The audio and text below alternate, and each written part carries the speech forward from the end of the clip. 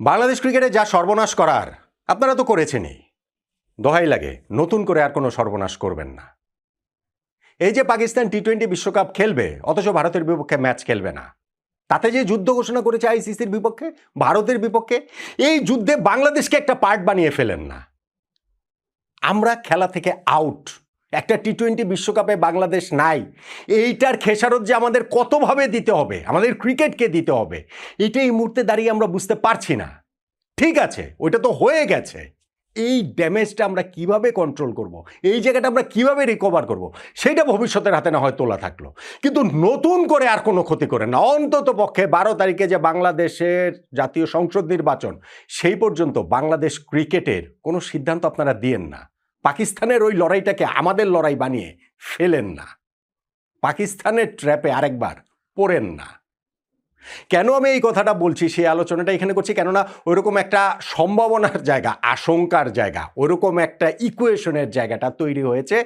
সেই ট্র্যাপটাতে যদি আমাদের ক্রিকেট সংশ্লিষ্টরা পড়েন, তাহলে সেটা ভেরি ভেরি আনফর্চুনেট হবে। আমি অনেকবার বলেছি, আমি আবারও বলছি, আমি বারবার বলবো, বাংলাদেশ এই টি-20 বিশ্বকাপটা যে খেলে নাই, এর পেছনে যারা রয়েছেন, সামনে যারা রয়েছেন, প্রকাশ্য অপ্রকাশ্য যারাই আছেন না কেন, সমকালে আপনারা হয়তো হাততালি পাচ্ছেন, কিন্তু মহাকালে আপনারা এর প্রাপ্তি কেবলই গালাগালি। আপনারা মহাকালে ঘৃণিত চরিত্র হিসাবে বেঁচে থাকবেন, বাংলাদেশ ক্রিকেটের শত্রু হিসাবে আপনাদেরকে সবাই স্মরণ করবে। সো নতুন করে আর কোনো কিছু করবেন না, যেইটা আমাদের রাজনীতিবিদরা করার চেষ্টা করছেন। খেলাটা তো রাজনীতির সবগুলো জায়গাতেই, এইটা ভারত বলেন, পাকিস্তান বলেন, বাংলাদেশ বলেন।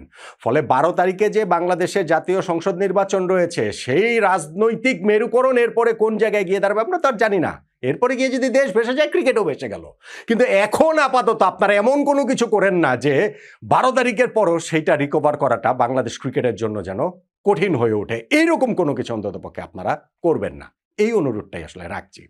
আলোচনাটা কেন করছি দেখেন, পাকিস্তান একটা সিদ্ধান্ত নিয়েছে যে তারা টি-20 বিশ্বকাপ খেলবে, কিন্তু ভারতের বিপক্ষে ম্যাচ খেলবে না, এবং এইটা করার মাধ্যমে তারা ভাবছে যে বিশ্ব ক্রিকেটের যে পুরো ডিনামিক্সটা আছে সেটা তারা ওলটপালট করে দিতে পারবেন।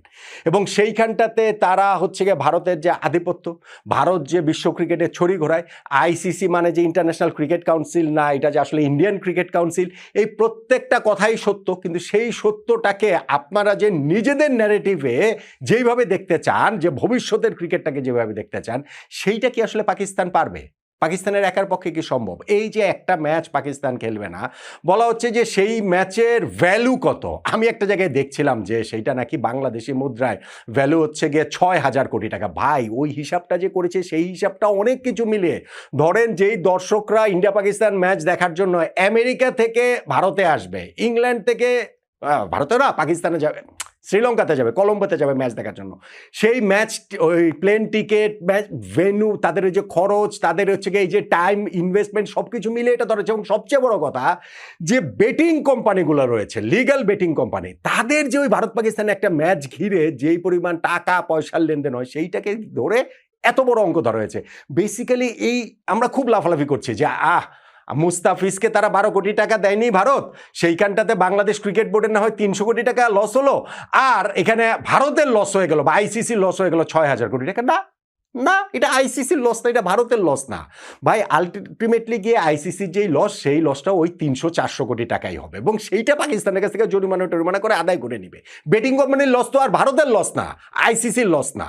সো এখানে একটা মিস ইন্টারপ্রিটেশনের ব্যাপার আছে বলে আমার কাছে মনে হয়। ঠিক আছে, সেটা অন্য আলোচনা। কিন্তু আমি বলছি যে সেই ম্যাচটাতে যদি এখন পাকিস্তান না খেললে কি হবে, পুরো ওয়ার্ল্ড ক্রিকেটের সব কিছুতে এলোমেলো হয়ে যাচ্ছে না? পাকিস্তান কি এই জায়গায় যেই চেষ্টাটা করছে, বিভিন্ন জায়গায় খবর টবর, উইচ ইজ কোয়াইট লজিক্যাল তাদের পয়েন্ট অফ ভিউ থেকে, যে তারা তাদের সমর্থনে নানান দেশের ক্রিকেট বোর্ডের সঙ্গে যোগাযোগ করছে, এবং সেই যোগাযোগে তারা যেন পাকিস্তানের পক্ষে থাকে, সেই চেষ্টার জায়গাটা করছে। আমাকে এখন বলেন তো, পাকিস্তানের পক্ষে এখানে কে থাকবে? ভারতের বিপক্ষে এখানে কে দাঁড়াবে? অস্ট্রেলিয়ান ক্রিকেট বোর্ড দাঁড়াবে, ইংল্যান্ড ক্রিকেট বোর্ড দাঁড়াবে, ওয়েস্ট ইন্ডিজেরটা দাঁড়াবে, সাউথ আফ্রিকারটা দাঁড়াবে, নিউজিল্যান্ডের কেউ দাঁড়াবে? এটা হয়? ভারত এই ওয়ার্ল্ড ক্রিকেট ইকোনমির 85% অ্যারাউন্ড তারা কন্ট্রিবিউট করে, ফলে তারা এইখানটাতে ক্রিকেট বিশ্বে ছড়ি ঘোরাচ্ছে। আমি এটা সব কিছু রাইট বলছি না, কিন্তু আমি বলছি বাস্তবতা। ধরেন এই শতাব্দী হওয়ার আগে, গত শতাব্দী পর্যন্ত ওয়ার্ল্ড ক্রিকেটে ছড়ি ঘোরাতো ইংল্যান্ড, অস্ট্রেলিয়া। তাদের ওই ছড়ি ঘোরানোর কারণ কি? নাকুচা স্বভাব। আভিজাত্য, ক্রিকেট অভিজাতদের খেলা, অতএব আমরা এই খেলাটা চালু করেছি, অতএব আমাদের কথা সবার শুনতে হবে, অতএব যে এমসিসি থেকে যেই সিদ্ধান্ত আসবে সেগুলো মেনে নিতে হবে, ব্লা ব্লা ব্লা। কিন্তু যখনই খেলাটা এই কমার্শিয়াল দিকে চলে গেল, যখনই এইটার মধ্যে টাকা পয়সা এইভাবে ইনভলভ হলো, এবং সেই জায়গাটাতে মার্কেটটা যেহেতু ভারতেরই সবচেয়ে বড়, সেই কারণে ভারত এখানে গুরুত্বপূর্ণ হয়ে উঠেছে, এবং সময়ে তারা হচ্ছে মাঠের ক্রিকেটটাও তাদের ওই জায়গাটাতে তারা নিয়ে গিয়েছে।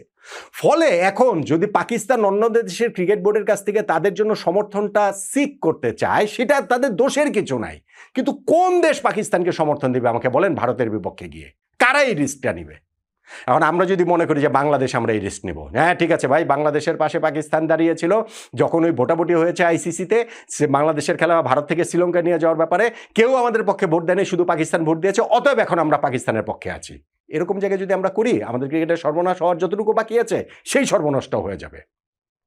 কেননা পাকিস্তান যদি ফাইনালি ভারতের বিপক্ষে ম্যাচ না খেলে, পাকিস্তানের উপরে অনেকগুলো স্যাংশন নেমে আসবে, তার মধ্যে নিষেধাজ্ঞা আছে, তার মধ্যে পিএসএল এ অন্যান্য দেশের খেলোয়াড়দের এনওসি না দেওয়ার ব্যাপার স্যাপার রয়েছে, হোস্টিং রাইটস কেড়ে নেওয়া, ওগুলি তো রয়েছেই, বাংলাদেশের উপরেও সেগুলো চলে আসবে।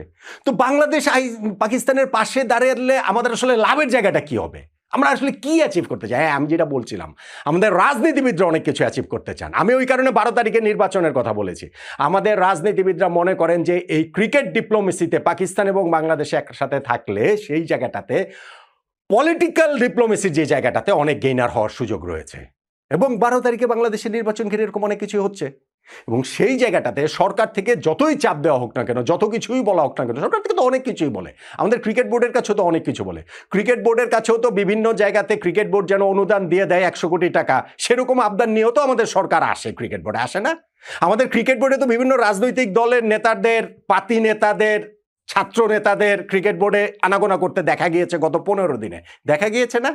এখন এটা কিভাবে ডিল করবেন আপনারা যারা ক্রিকেট বোর্ডে আছেন, আপনারা ডিল করবেন। আপনারা এটা ডিল করে কোনোভাবেই 12 তারিখের আগে আপনারা কোনো ডিসিশন দেন না। আমার কথা হচ্ছে গিয়ে সেইটা, প্লেন অ্যান্ড সিম্পল, যে এরপরে গিয়ে নির্বাচনের পর দেশ যেই ডিরেকশনে যাবে, ক্রিকেটও না হয় সেই ডিরেকশনে গেল, তখন আমরা সেইটা তখনকারটা ওইভাবে আসলে বুঝবো। কিন্তু এখন এরকম কোনো একটা কিছু করলে, আজকে আমরা পাকিস্তানের সাথে আমরাও বললাম যে না ঠিক আছে, পাকিস্তানের পক্ষে আমরা আছি, আমরা সোচ্চার হয়ে দাঁড়িয়ে টেরে গেলাম, ক্রিকেটটা শেষ হয়ে যাবে। এবং আজকে আমি প্রথম আলোতে একটা রিপোর্ট দেখছিলাম যে ক্রিকেট বোর্ডের নাম প্রকাশে অনিচ্ছুক পরিচালক, আমার সাথেও কথা হয়েছে অনেক পরিচালকের, তারাও সেটা বলেছেন, যেহেতু প্রথম আলো রিপোর্ট করেছে আমি সেই জন্য ওই রেফারেন্সটা দিয়ে বলছি, তারাও বুঝতে পারছেন যে এটা কি সর্বনাশটা হয়ে যাচ্ছে। এই যে ভারত পাকিস্তান ম্যাচ না হলে ক্রিকেটের যে লভ্যাংশের যে জায়গাটা আইসিসি থেকে দিচ্ছে, সেখান থেকে তো বাংলাদেশের তো কমে যাবে, ফলে এটা কারোর জন্যই ভালো হবে না, বাংলাদেশের জন্য ভালো হবে না। কিন্তু এখন যদি আমরা আমাদের রাজনৈতিক ফায়দা হাসিলের জন্য আমরা যেইভাবে ওয়ার্ল্ড কাপটা খেললাম না, ঠিক সেইভাবে যদি পাকিস্তানের পাশে দাঁড়ানোর মতো অবস্থায় চলে যায় আমাদের ক্রিকেট বোর্ডকেই তো যেতে হবে ফাইনালি, তাহলে কিন্তু আমাদের ক্রিকেটের সর্বনাশের আর কিছু বাকি থাকবে না। দেখেন, 15 তারিখে ভারত পাকিস্তান ম্যাচ কলম্বোতে হবে শেষ পর্যন্ত, এটা আমার আন্ডারস্ট্যান্ডিং। এর মধ্যে অনেক নাটকে তবে কিন্তু ওই জিনিসটা, ওই ঘটনাটা ঘটবে। আরে ভাই, যেই দিন হচ্ছে গিয়ে পাকিস্তান এই ঘোষণা দেয়, সেই দিন আন্ডার-19 ওয়ার্ল্ড কাপে ভারত পাকিস্তান ম্যাচ খেলে। ওই 15 তারিখে হচ্ছে গিয়ে এ টিমের, ওমেন্স এ টিমের ম্যাচ রয়েছে ভারত পাকিস্তানের, সেই ম্যাচটাও হবে। সব ম্যাচই হবে। আপনি হচ্ছে গিয়ে ভারত পাকিস্তান শুধু জাতীয় দলের ম্যাচ হবে না, আপনারা যুদ্ধ ঘোষণা করলে তো সব জায়গায় যুদ্ধ ঘোষণা করবেন, শুধুমাত্র ওই men's national team T20 world কাপে শুধু সেটা করবেন। এটা পাকিস্তান জাস্ট একটা বার্গেন করছে, এবং সেই বার্গেনে বাংলাদেশ একটা বার্গেন চিপ, এর বাইরে কিছু না। আমরা জাস্ট একটা উপলক্ষ, এর বাইরে কিছু না। আমরা আসলে নো ওয়ের, আমরা আসলে নাথিং।